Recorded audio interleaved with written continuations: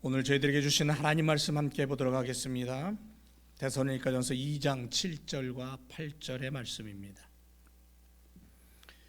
두 절 말씀 함께 목소리를 맞추어서 말씀을 읽고 하나님 앞에 영광 올려드리길 원합니다. 다 같이 시작. 오직 우리가 너희 가운데서 유순한 자 되어 유모가 자기 자녀를 기름과 같이 하였으니 우리가 이같이 너희를 사모하여 하나님의 복음으로만 아니라 우리 목숨까지 너희에게 주기를 즐겨함은 너희가 우리의 사랑이란 자 됨이니라. 아멘. 잘 지내셨어요?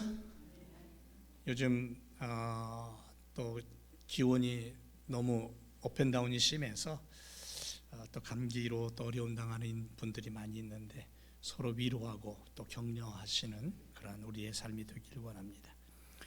오늘 말씀의 제목은 무엇으로 교회를 섬길까요? 라는 겁니다. 무엇으로 교회를 섬길지 여러분 마음속에 지금 한번 생각해 보세요. 몇 가지나 되는지. 아무리 생각해도 교회를 무엇으로 섬길지 도저히 생각이 안 나시는 분 귀를 기울이고 오늘 말씀 안에서 깨달음을 얻고 함께 은혜의 자리로 나아가기를 원합니다. 믿음의 사람들이 사는 삶의 방식은 이 세상과는 좀 다릅니다. 정말 다르다는 것을 발견하죠. 환난과 역경이 인생길에 찾아오지만 결단코 무너지지 않습니다. 그리고 사라지지도 않습니다. 기필코 일어나서 꽃을 피우고 결실한다라는 것을 믿으시기 바랍니다. 이 사람은 질병 때문에 반신불수 상태로 살았습니다. 그래서 자기 병을 치료하기 위해서 많은 돈을 들였고 또 많은 돈을 빌려서 치료를 했지만 고침을 받지 못했어요. 그리고 결국은 그 빚마저 갚지 못해서 감옥에 갇히고 맙니다. 그런데 이 절망적인 순간에 그 어둠의 감옥 안에서도 그는 악보를 펴들고 새로운 곡을 만들기 위해서 창작에 몰입합니다. 고난의 시간에 음악가로서의 길을 포기하지 않았어요. 이 사람이 누구냐면 세계적인 음악가인 핸델입니다. 그 감옥 안에서 그가 할렐루야라는 엄청난 세계의 최고의 걸작을 만들어냅니다. 발명왕 에디슨은 어렸을 때부터 귀머거리였다고 합니다. 그런데 그는 30살에 축음기를 발명하죠. 신라권을 쓴 밀턴은 심각한 시각장애인이었습니다. 여기서 한 시간 좀 올라가면 D.L. 무디 생가가 있죠. D.L. 무디 선생은 초등학교도 제대로 졸업하지 못한 초등학교 졸업이 전부였다고 기록이 남습니다. 그런데 그가 복음의 열정 때문에 그 복음의 불이 확장되어서 엄청난 일을 이루어냅니다. 신대륙을 발견한 콜럼버스는 섬유 공장, 직물 공장에 다녔다고, 직공이었다고 하고요. 섹스피어, 산에서 나무를 해다가 파는 나무꾼의 아들이었다고 합니다. 너무 가난해서 책을 살 여유도 없었고 젊은 시절의 섹스피어는 런던 극장 앞에서 말을 지키는 마부였다고 합니다. 백화점 왕 워너 메이커는 가난한 벽돌공의 아들이었다고 말합니다. 여러분, 수많은 역사의 인물들을 살펴보면 그들의 삶 속에 환난이 있었고 고난이 있었고 역경과 실패가 수없이 찾아왔습니다. 하지만 거기에 굴하지 않고 믿음이라는 것을 붙잡고 걸음을 옮겼고 결국은 승리를 선포하는 인생이 되었다라는 것을 우리는 발견합니다. 특별히 오늘 데살로니가인의 교회를 향한 이 사도 바울의 삶이 바로 그런 삶이었다는 것을 우리에게 깨닫게 해줍니다. 바울 사도는 데살로니가에서 약 한 3주 정도 복음을 전해요. 근데 너무 유대인들이 박해가 심해서 그냥 베리아로 쫓겨가 버려, 도망가 버립니다. 너무 핍박이 심하니까. 그런데 복음 사역의 일을 절대로 내려놓을 수 없고 포기할 수 없었어요. 바울은 그래서 데살로니가 전도의 결과에 대해서 그 교회에 대해서 몹시 궁금해하고 염려하고 기도하던 중에 디모데를 데살로니가로 보내서 그 교회의 소식을 알아보라고 보냅니다. 그리고 그가 돌아왔을 때 그 소식이 너무너무 기뻤어요. 야, 교회가 시작된 지 얼마 안 된 교회가 놀랍게 성장을 하고 말씀 안에서 서 있거든요. 바울을 사모하며 믿음에 굳게 섰다라는 그 이야기를 듣고는 정말 기뻤어요. 바울의 그 기쁨, 이 소식을 들은 바울의 그 기쁨은 많은 환난 가운데서도 바울 일행과 주님을 본받는 그러한 성도로서의 믿음을 가지고 이 데살로니가인들의 이 믿음이 그 주변에 있는 마게도냐나 아가야에 있는 사람들에게 본이 되었다라는 것을 듣고는 그 데살로니가 교회를 칭찬을 합니다. 야, 너희 정말 좋은 믿음을 가졌다라고. 더군다나 데살로니가 교회를 통한 하나님, 그 하나님이 그 교회를 향한 믿음의 소문이 각처로 막 번져나가고 있었어요. 그리고 그 소문을 듣는 사람들마다, 교회들마다 부러웠어요. 그들의 삶을 보면서 야, 그들의 믿음, 그들의 모습을 좀 담기를 원한다. 그래서 복음이 막 확장되고 번져나갔던 그 사실을 얘기하면서 데살로니가인의 교회가 하나님을 향해 믿음으로 섬기고 교회를 아름답게 만들어 아름다운 소문이 났던 것을 기억하면서 야, 이런 교회로 너희들도 너희의 교회를 만들라고 권면을 하고 있는데, 오늘 우리가 이 말씀을 보면서 우리 교회도 이런 모습으로 소문나는 교회로 성장할 줄로 믿습니다. 자, 그러면 오늘은 무엇으로 교회를 섬겨야 하나님 아버지께서 기뻐하시고 교회와 성도가 그런 기쁨의 교회와 성도가 될지 함께 우리가 말씀 안에서 은혜를 누리기를 원합니다. 첫 번째로 무엇으로 교회를 섬겨야 되냐 하면 오늘 본문에 보니까 본으로 섬기라 그랬어요. 본으로 섬겨야 된다. 10절에 보니까 우리가 너희 믿는 자들을 향하여 어떻게 거룩하고 옳고 흠없이 행한 것에 대하여 너희가 증인이고 하나님도 그러하다라고 말씀하고 있습니다. 자, 믿음의 성도들이 예수님께서 우리의 영적으로나 육적으로나 본이 되셨다는 것이 매사에 모든 이들 앞에서 의와 믿음으로서 모본되어 살아간다라는 거죠. 여러분, 영적 사역은, 이 복음 사역이 영적 사역인데, 이 복음 영적 사역은 지식으로 하는 게 아니에요. 생활이라는 언어로 나타나서 신앙 고백되어질 때, 그리고 그 삶의 행위를 통해서 증거가 나타날 때 복음이 전파돼요. 이 영적인 사역의 아주 중심적인 그러한 내용입니다. 디도서 2장 7절에 이렇게 말합니다. 범사에 내 자신으로 선한 일에 본을 보여라. 교훈에 부패치 아니함과 경건함과 책망할 것이 없는 바른 말을 가지고 그렇게 살아가라, 이렇게 말합니다. 그러니까 말만 하고 행동이 따르지 않는 일꾼, 예수님을 이야기는 하지만 십자가가 없는 사역자들, 영적 부흥을 향해서 따른다고 그렇게 말하며 외치며 살지만 실상 자신은 육체의 소욕을 쫓아가는 성도가 된다면 그거야말로 불법이라는 거예요. 그거야말로 잘못된 거라는 거죠. 하나님의 법과 주님의 명령을 등한시하는 결과를 초래하게 된다는 거죠. 결국은 주님 앞에 엄한 책망을 받는 모습밖에 되지 않는다는 거예요. 그러므로 거룩한 생활의 모본을 보임으로써 참된 일꾼다움을 앞세우고 나아가는 우리 제일교회 성도님들 되시기를 주님의 이름으로 축원을 드립니다. 바울 일행이, 바울과 함께 동역하던 일행들이 복음을 전파할 때에 데살로니가 교회를 세워가면서 섬기면서 그들에게 뭘 보였냐면 거룩함, 옳음, 흠없음을 보였어요. 그것을 가지고 교회를 지도해 갔다는 거죠. 교회를 세웠다는 거죠. 이 얘기는 다른 말로 얘기하면 아첨이나 탐심이 아닌 희생적인 수고와 애씀이 있었다는 거예요. 5절에서 바울은 이렇게 말합니다. 우리가 아무 때에도 아첨의 말이나 탐심의 탈을 쓰지 아니한 것을 하나님이 증거하신다. 하나님이. 여기서 아첨이라는 단어는 신약 성경에서 단 한 번 여기에 쓰였어요.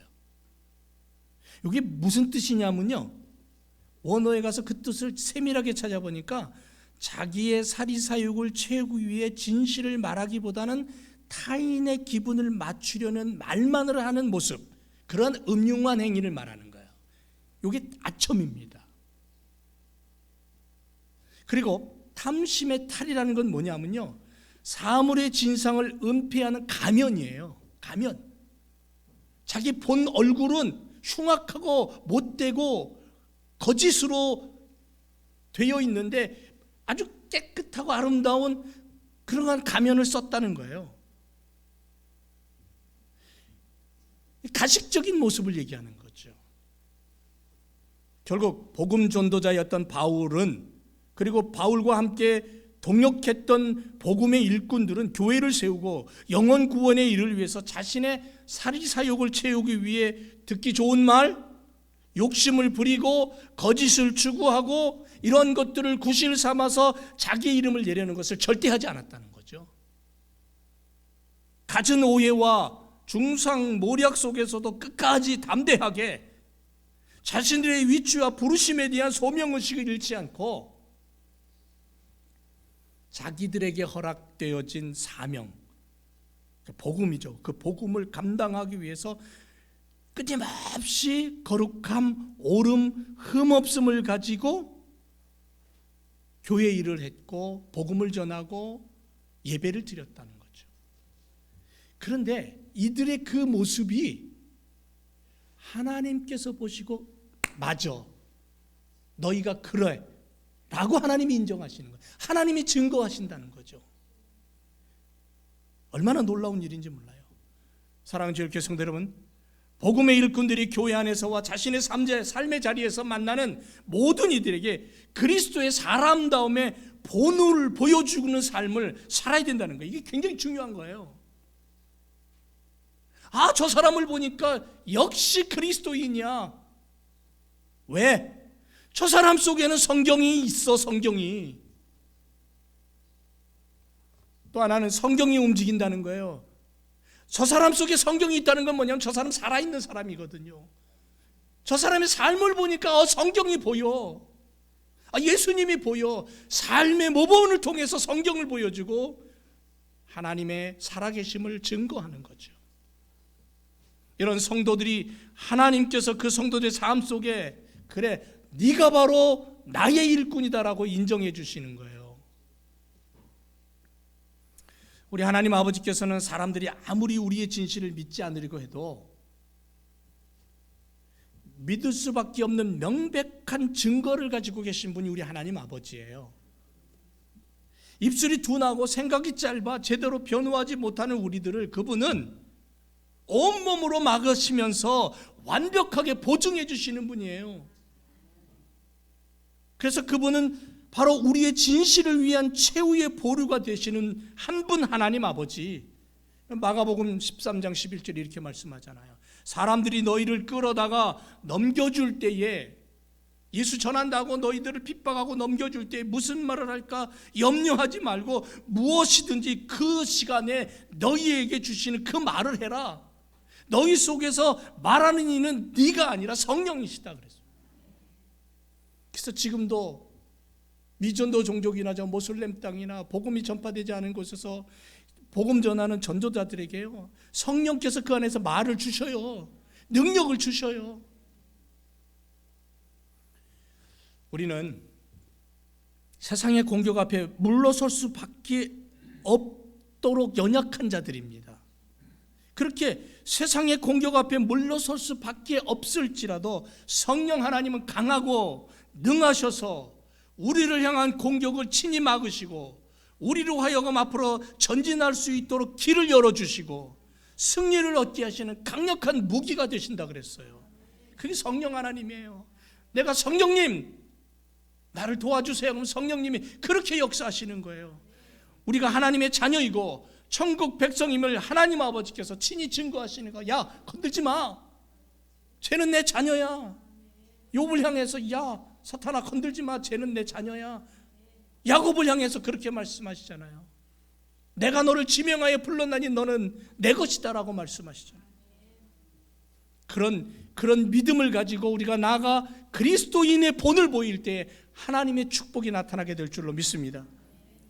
여러분, 예수 그리스도의 보혈과 부활을 믿고 나가는 구원받은 성도들의 삶 가운데서 역사하시는 분은 주님이셔요. 그러므로 믿음의 성도들이 세상을 살아갈 때에, 이 험한 세상 살아갈 때 십자가의 사람으로 살아야 돼요. 부활을 가진 증인으로 살아야 돼요. 그래서 십자가와 부활을 가진 사람으로서 본이 돼야 돼요. 나를 보면 성경이 보이게, 나를 보면 그리스도가 보이게, 나를 통해서 예배가 보이게, 하나님이 드러나게, 그런 증인된 삶을 살아가도록 주님 앞에 도움을 요청해야 돼요. 주님, 내가 그렇게 살아갈 수 있도록 도와주세요. 데살로니가인의 교회 성도들이 그렇게 하나님 앞에 요구하며 살았다는 거예요. 주께서 우리의 삶을 완전히 주장하시도록 나를 맡겨야 되는 거예요. 하나님은 우리를 끝까지 지키시는 분이에요. 좌로나 우로나 치우치지 않는 완전한 분이에요. 그러므로 약속하셨어요. 너희가 가는 그 길 위에 내가 영원히 동행할 것이다. 온전히 함께할 것이다. 그 약속을 믿고 나가는 거예요. 사도 바울은 이 복음 사역을 위해 자신의 삶이 주님을 본받아 살고, 바울 자신의 삶 또한 주님이 드러나는 본이 되는 삶을 살겠다고 힘쓰고 애써서 그렇게 살았어요. 여러분, 당시에 복음 증거자들이 얼마나 어려운 삶을 살았는지 몰라요. 지금도 어렵지만 그 당시 때는 복음의 초기였기 때문에 굉장히 어려웠습니다. 때론 물질이 없어서 제대로 된 생활을 이어가기가 어려웠어요. 그래서 본문 9절에 보면 사도 바울이 이렇게 말합니다. 형제들아, 우리의 수고와 애쓴 것을 너희가 기억하리니 너희 아무에게도 누를 끼치지 않으려고 밤과 낮으로 일하면서 너희에게 하나님의 복음을 전파했다. 이런 말을 합니다. 밤과 낮으로 일했대요. 바울은 장막을 만들어서 팔아서 먹고 살았어요. 자기 생활을 유지했어요. 성도들에게 누를 끼치지 않으려고 말입니다. 교회가 개척돼서 여러모로 힘들었기 때문에 바울도 일하면서 사역했어요. 이제 막 교회가 개척되어서 물질적으로나 뭐 영적으로나 여러 가지 부분에서 어렵잖아요. 그러니까는 사역자인 바울도 함께 일하며 교회를 세워갔다는 거죠. 여러분, 지금도 교회를 개척해서 힘들고 어렵지만 한 사람 한 사람, 주일날 제가 아는 우리 교단의 어떤 개척한 목사님 교회는 주일날 2명 3명 앉아, 어떤 때는 다 안 나오고 가족 애들 몇 명하고 사모님하고 앉아가지고 예배를 드려요. 그래도 그 교회를 바로 세우겠다고 어떡하지, 나가서 한 사람 만나면 그 사람에게 그리스도의 본을 보이면서 복음을 전하고 그 사람과 관계를 맺어요. 그리고 교회를 세우려면 먹고 살아야 되잖아요. 그러니까 나가서 일을 하는 거예요. 사모님도 일하고 목사님도 일하고. 그래서 함께 성도들과 함께 어려움을 이겨내면서 교회를 세우고 그 교회가 성장하기 위해서 힘쓰고 애쓰는 거예요. 제 주변에 정말 많아요. 어려울 땐 함께 그 어려움의 터널을 빠져나가기 위해서 일하고 노력해서 성장하고 부흥케 하겠다는 그러한 믿음과 꿈을 가지고 나가는 거죠. 그러면서 믿음의 형제 자매들의 손길로 바울은 잠자리를 제공받았고요. 그들과 함께 먹으며 교제했고요. 주님의 사랑 안에서 생활을 했어요. 성도들이 보내준 선교비를 가지고 교회를 세우고 복음 사역에 힘쓰고 그만큼 어려웠다라는 거죠. 이토록 많은 수고와 애씀이 있었지만 바울이 낭망하거나 실망하여 삶을 비관하고 좌절했다고 성경은 얘기하지 않아요. 바울은 오히려 이 수고와 애씀을 통해 감사했어요. 밤과 낮으로 일할 수 있는 것도 은혜예요. 왜냐하면 하나님의 복음을 전파하고 영혼을 구원하고 교회를 세울 수 있다는 것이 감사요 기쁨이라는 거죠. 그래서 고린도전서 11장 1절에 이렇게 말해요. 내가 그리스도를 본받는 자 된 것 같이 너희는 나를 본받는 자가 되라.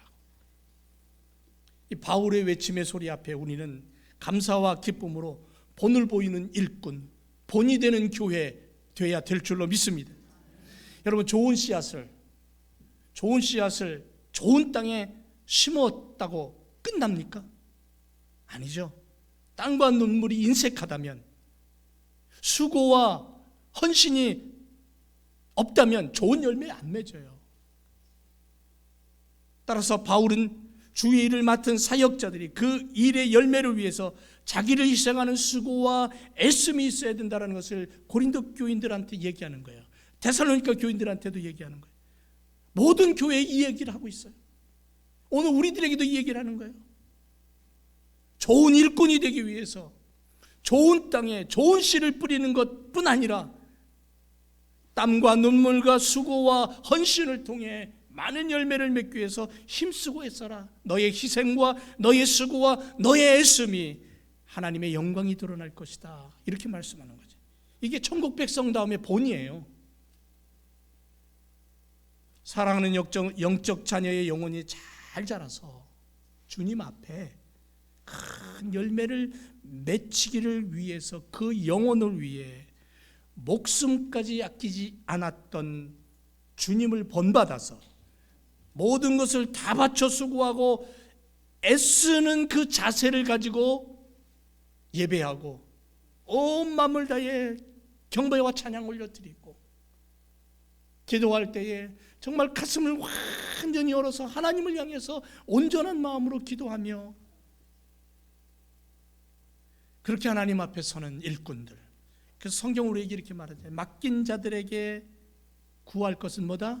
충성뿐이 없다. 고린도서 4장 1절에 말하잖아요. 사람이 마땅히 우리를 그리스도의 일꾼이요 하나님의 비밀을 맡은 자로 여길지어다. 그리고 맡은 자들에게 구할 것은 충성밖에 없다. 사랑하는 제일교회 성도 여러분, 복음의 일꾼들에게 있어서 자신의 직무에 어떠한 자세로 임하느냐 하는 것은 대단히 중요한 문제입니다. 왜냐하면 그들의 직무는 영혼의 문제를 다루는 심히 중차대한 일이며 결국은 한 영혼의 생명에 지대한 영향력을 끼치기 때문에 그렇습니다. 난 사람 때문에 저의 영혼이 좌로 갈 거냐 우로 갈 거냐, 하나님 나라로 갈 거냐 지옥으로 갈 거냐, 이게 결정될 수도 있다라는 거죠. 그래서 예수님이 그랬잖아요. 야, 한 영혼이 천하보다 귀하다고. 주님의 마음을 우리가 좀 들여다봐야 되겠죠. 믿음의 일꾼들은 항상 자세를 바로잡고 그래서 노력하지 않으면 안 된다는 거죠. 복음을 전하고 교회 안에 들어온 영혼들을 형제와 자매로 받아 함께 서로 뜨거운 수고와 애씀을 통해 본이 되어 함께 자라날 때에 그 교회가 건강한 교회가 되고 행복한 교회가 되고 그것을 통해 그 교제를 통해 그 나눔을 통해 하나님의 뜻이 드러나는 거예요. 데살로니가 교회가 그런 모습으로 칭찬받았고 하나님의 영광이 드러났고 그 교회를 통해 주변 여러 마을과 도시에 복음이 전파되며 소문이 나며 이 데살로니가 교회의 성도들의 신앙의 본이 번져나갔다는 거죠. 우리 교회가 이런 모습의 교회로 하나님 앞에 온전히 서기를 주님의 이름으로 축원을 드립니다. 제일교회 공동체된 성도들이 그런 모습으로 나아갈 때, 그런 본의 모습으로 살아갈 때에 하나님의 뜻이 드러나게 될 줄로 믿습니다. 또 하나, 무엇으로 교회를 섬길까 했을 때에 사랑으로 섬기라 그랬습니다. 사랑은 끊임없이 얘기하는데 오늘 본문에서 바울은 그 얘기를 또 하고 있는 거예요. 어미의 마음을 품고 아비의 마음으로 권면과 위로와 경계를 가르쳐라.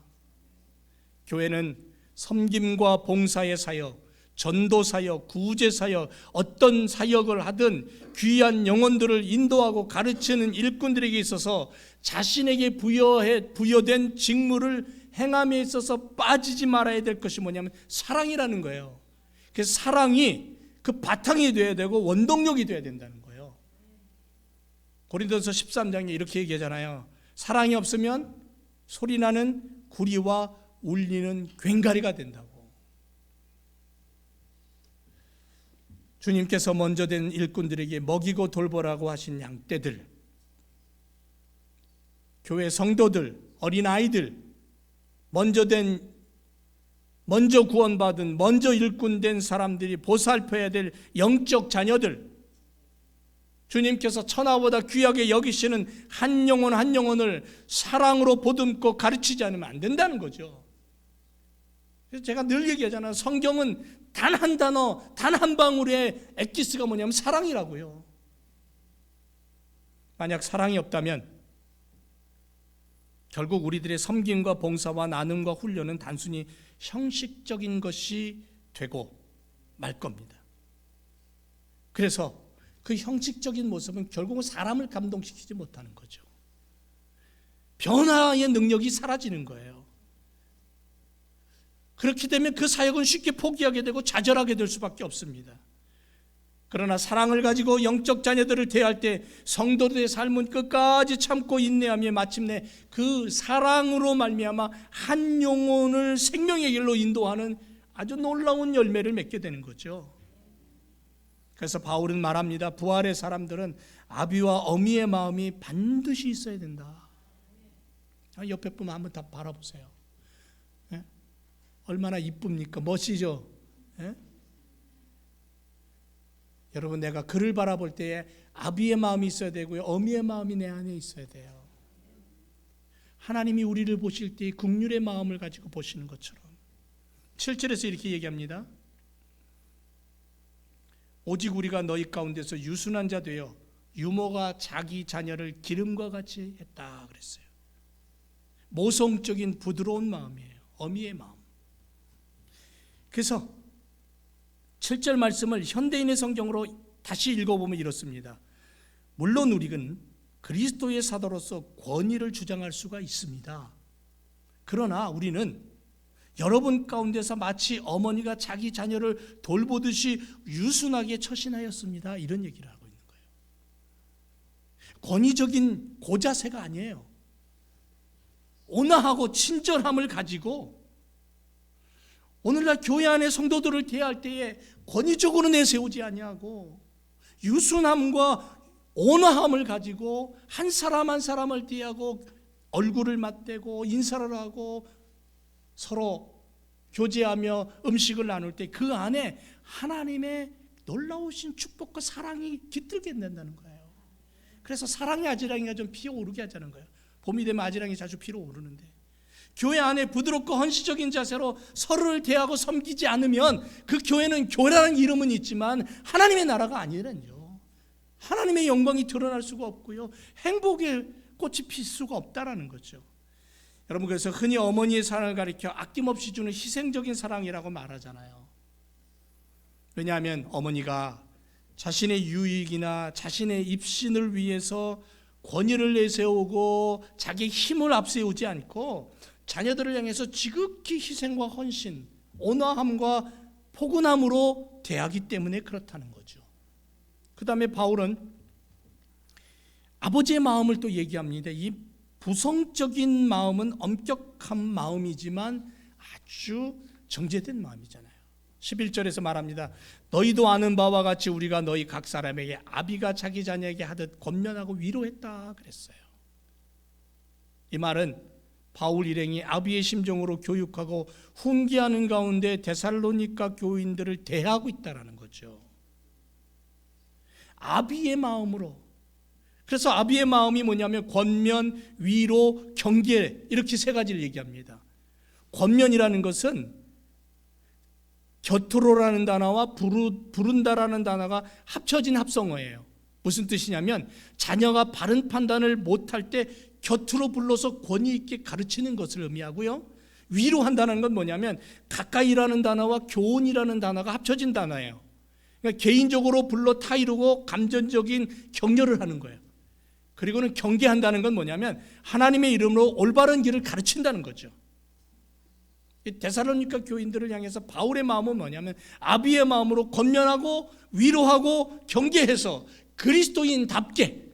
그래서 바울의 결론은 뭐냐면 데살로니가 교인들이 하나님께 합당한 삶을 살도록 그리스도인들이 이 땅을 살아가면서 어떻게 살아야 되냐면 합당하게 살아야 된다는 거예요. 합당하게. 그리스도인의 가장 이상적인 인간상은 뭐냐면 하나님께 합당한 삶, 하나님께 합당하게 행하는 삶, 온전한 그리스도인으로 세상 앞에 성경이 살아 움직이고 생명력을 가지고 아하, 하나님의 뜻이 이거구나 라는 것을 보여주는 삶. 하나님의 사랑은 때로는 어머니의 사랑처럼 우리를 위로합니다. 이사야 66장 13절에 어미가 자식을 위로함같이 내가 너희를 위로할 것인즉 그랬어요. 너희가 예루살렘에서 위로를 받으리라 그랬잖아요. 얼마나 감격스러운 표현인지 몰라요. 이게 하나님 아버지 마음이에요. 교회 안에서 모든 성도들을 대할 때 엄마의 가슴을 가지고 대할 때 얼마나 놀라움이 있는지 몰라요. 아빠의 든든함을 가지고 대할 때에 그 안에 강력한 힘이 생기는 거예요. 든든한 교회가 되는 것이고 그 안에 자라나는 우리의 자녀들이, 우리의 2세 3세 우리의 자녀들이 자라나면서 그것을 몸으로 습득하고 영으로 습득할 때에 그 아이들이 이 땅을 살아갈 때에 든든하게 살아가는 거죠. 시대가 변하면서 부모의 역할이 때로는 바뀌기도 합니다. 심지어 부모가 자식을, 자식이 부모를 권력이나 돈 때문에 외면하고 때로는 살인까지 해요. 이러한 시대에 아비의 마음과 어미의 마음이 흙탕물처럼 되어 혼탁한 이 시대 앞에 오늘 우리 그리스도인들은, 오늘 제일교회 성도들은 성경을 가지고, 성경이 하나님의 말씀이고 그 말씀은 어제나 오늘이나 앞으로도 영원토록 변함없이 동일하다라는 것을 믿고 하나님이 정해주신 창조의 원리를 가지고 부모된 자로서 자녀를 바라볼 때에 아비의 마음, 어미의 마음으로, 또 자녀들이 부모를 바라볼 때에 사랑의 마음으로, 존경의 마음으로, 순종의 마음으로 바라볼 수 있는 그런 교회를 만들어 나가는 거죠. 이게 데살로니가 교회에 바울이 쏟아 부었던 마음이에요. 이 주님의 마음이고, 어미의 마음을 가지고 아비의 마음을 가지고 내가 너희를 그렇게 짧은 시간이지만 훈육했고 말씀을 가르쳤고 함께 예배했다. 그 교회가 그렇게 자라난 거예요. 말씀의 결론을 맺으려고 합니다. 우리가 세우는 교회의 참된 방향은 하나님의 자녀다움입니다. 하나님의 자녀다움에 합당한 삶이에요. 내가 하나님을 믿느냐? 그러면 하나님이 원하시는 합당한 믿음의 삶을 살아가라. 예수님처럼 본이 되는 삶, 목숨과 피로 바꾼 생명, 무덤문 열고 부활하신 승리의 삶, 이것을 가지고 하나님의 자녀다움에 합당함으로 살아가라. 합당함으로 교회를 세워라. 그 합당함으로 예배를 드려라. 그렇게 할 때에 하나님의 뜻이 드러나고 하나님의 영광이 온전히 세워질 줄로 믿습니다. 기도하겠습니다.